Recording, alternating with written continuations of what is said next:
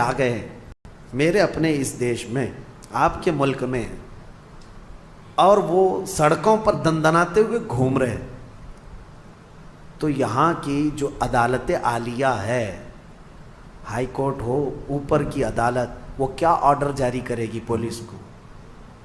جہاں پاؤ انکاؤنٹر کرو، جہاں پاؤ۔ کیوں؟ دیش دروہی ہیں، ملک کو نقصان پہنچا سکتے ہیں، یہاں کے باشندوں کو بم سے اڑا سکتے ہیں۔ تو ایسے خطرناک ڈینجر لوگ اگر ملک میں داخل ہو گئے تو کامن سی بات ہے، ہر ملک والا یہی آرڈر جاری کرے گا کہ یہ جہاں نظر آئیں ان کو مار ڈالو، شوٹ کرو، وہاں اسپاٹ پہ شوٹ کرو۔ یہ آج کرنا جائز ہے، اور اسلام میں جو حکم آیا تھا اسی نہج پر تھا کہ مکہ سے صحابہ کو، رسول پاک صلی اللہ علیہ وسلم کو گھر بار سب چھوڑ کر کے جانا پڑا۔ ان ظالموں کو یہ نہیں معلوم کہ میرے آقا نے 3 سال تک پتے کھائے مکہ میں۔ مکہ والوں نے ایسا بائیکاٹ کر کے رکھا تھا، سلام کلام ہر چیز بند، تجارت لین دین سب بند تھا حضور پاک پر، چمڑے پانی میں ابال کر کے کھائے 3 سال تک۔ یہ ظلم کیا، کیا وہ سب انہیں نہیں پتا کہ بلال حبشی کو انگاروں میں سلاتے تھے، یہ پیر میں رسی باندھ کر کے سڑکوں پر کھینچتے تھے؟ حضرت خباب بن الارت کو، خبیب بن عدی کو مسلح کر دیا تھا، ہونٹ کاٹے تھے، ناک کاٹے تھے، کان کاٹے تھے، آنکھوں میں گرم سلائیاں پھیری تھی، ناخنوں کو پکڑ سے کھینچا تھا۔ یہ دہشت گردی نہیں ہے؟ اور ایسے حالات میں جب رسول پاک ہجرت کر کے مدینے چلے گئے تو یہ ظالم وہاں پر بھی جانے لگے، کام مدینے کو بھی اجاڑنے کے لیے۔ اب بتاؤ، اللہ کا حکم نہیں آئے گا کہ ایسے آتنکوادی جب بھی مدینے میں آئیں پکڑو ان کو؟ اور کیا کرنا چاہیے؟ یہ انصاف ہے یا عدل کا تقاضا ہے؟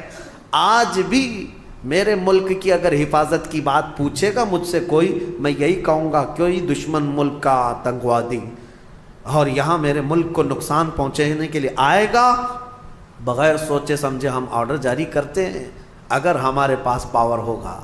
ہاں، اور دوسری بات، اس آیت کو یہ لوگ لے کر کے بہت واویلا مچاتے ہیں، کافروں کو مارنا ہے، کافروں کو مارنا ہے، قرآن میں لکھا ہے، قرآن میں لکھا ہے۔ یہ کس کے لیے حکم ہے؟ ہر مسلمان کے لیے نہیں ہے۔ جو صاحب اختیار، جو پاور والا ہے، جو سزا دینے کے اختیارات جس کو ہیں، اس کو حکم دیا گیا۔ چوری کرنے پر قرآن میں ہاتھ کاٹنے کی بھی سزا ہے، لیکن یہ نہیں ہے کہ ہمارے گھر میں چور رات میں پکڑا گیا اور میں چاقو لے کے رات میں کاٹ ڈالوں، یہ نہیں ہے۔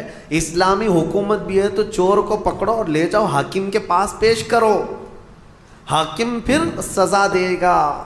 یہ نہیں کہ ہر گھر والے چاقو لے کے بیٹھے رہے۔ تو اسلام میں سزا دینے کے بھی جو احکام ہیں وہ حکام سے ریلیٹڈ ہیں، جو صاحب اختیار ہے وہ سزا دیں گے۔ تو بہرحال آپ اس بات کو سمجھیں، بہت مرتبہ میں نے اس کا کلیریفیکیشن دیا ہے کہ قرآن میں جو آیتیں آئی ہیں وہ قتل کے لیے، ان کا ایک بیک گراؤنڈ ہے، ان کا ایک پس منظر ہے، وہ ایک خاص وقت کے لیے ہوئی تھی، اس وقت کے کیا حالات تھے، یہ سب پڑھنا چاہیے، پھر قرآن پر انگلی اٹھاؤ۔ اللہ کریم ہم سب کو حقانیت پر قائم رکھے اور حق بولنے کی توفیق عطا فرمائے۔ میرے عزیزو، جہاد کے سلسلے میں بھی آیتیں آئی ہیں، میں کھل کر کے بتاؤں گا۔ یقیناً جہاد ایک مقدس لفظ ہے، نبی پاک صلی اللہ تعالیٰ علیہ وسلم نے جتنے جہاد فرمائے ان میں اکثر ڈیفنس کے لیے بھی ہوئے ہیں، ڈیفنس کے لیے ہوئے ہیں۔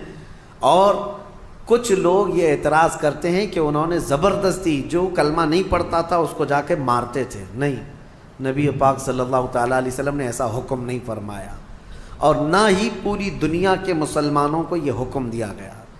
آج مجھے آپ یہ بتائیں، ہندوستان میں ابھی یہ کہتے ہیں ابھی تمہارا پاور نہیں اس لیے مارتے نہیں ہو، اور پھر کیا یہاں کے ہر مندر کو توڑ دیا گیا؟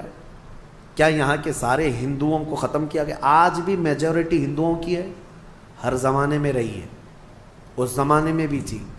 ہاں، کچھ مندر اگر ٹوٹے ہیں، کچھ مسجد بھی ٹوٹے ہیں، لیکن وہ جنگوں میں آپسی معاملات میں ہو سکتا ہے، ورنہ 1000 سال پرانے مندر بھی آج ہندوستان میں موجود ہیں۔ 1000 سال پرانی جن کی تاریخ ہے وہ آج بھی موجود ہیں۔ بنگال کی سرزمین میں، ہمارے کرناٹک میں جائیں، 800 سال پرانے مندر موجود ہیں۔ ان مندروں کے ساتھ چھیڑ چھاڑ نہیں کیا گیا تھا جب یہاں پر اسلامی حکومت تھی۔ میرے عزیزو، اسلام اس بات کا حکم نہیں دیتا۔ سیدنا عمر فاروق رضی اللہ تعالیٰ عنہ جب بیت المقدس فتح ہوا تو خود چل کر کے گئے تھے۔ میں آپ کو بتاؤں، بیت المقدس میں پہلی اذان ہوئی، نماز ہوئی، وہاں آج بھی ایک گرجا گھر، ایک چرچ ہے بیت المقدس سے قریب، کیونکہ عیسائیوں کی حکومت تھی، عیسائیوں سے مسلمانوں کے ہاتھ میں آئی بیت المقدس۔ تو جب حضرت عمر گئے تو عیسائیوں نے ریکویسٹ یہ کیا، خلیفۃ رسول اللہ امیر المومنین آئے ہیں، سب دیکھنے کے لیے آ گئے تھے حضرت عمر کو، نام تو سنا تھا۔ تو عیسائیوں کا جو بڑا پادری تھا وہ آ کر کے ریکویسٹ کرتا ہے کہ آپ آئے ہیں تو ہماری چرچ میں بھی وزٹ کریں، ہماری گرجا گھر، ہماری عبادت گاہ۔ حضرت عمر وہاں تک گئے، امیر المومنین، تو عیسائیوں نے یہ کہا کہ آپ یہاں پر نماز پڑھ لیں۔ کون سی نماز؟ ان کی نہیں، مصطفیٰ کریم کی شریعت، ہماری نماز۔ حضرت عمر فاروق رضی اللہ تعالیٰ عنہ نے اندر نماز نہیں پڑھا، باہر نماز پڑھا۔ تو ان لوگوں کے دلوں میں ایک بات یہ آئی، کیا ہماری عبادت گاہ میں آپ کی عبادت نہیں ہوتی؟ سنو، حضرت عمر فاروق رضی اللہ تعالیٰ عنہ نے فرمایا، یہ میرے نبی کی خصوصیت ہے کہ اللہ نے پوری روئے زمین میرے نبی کے لیے سجدہ گاہ بنایا۔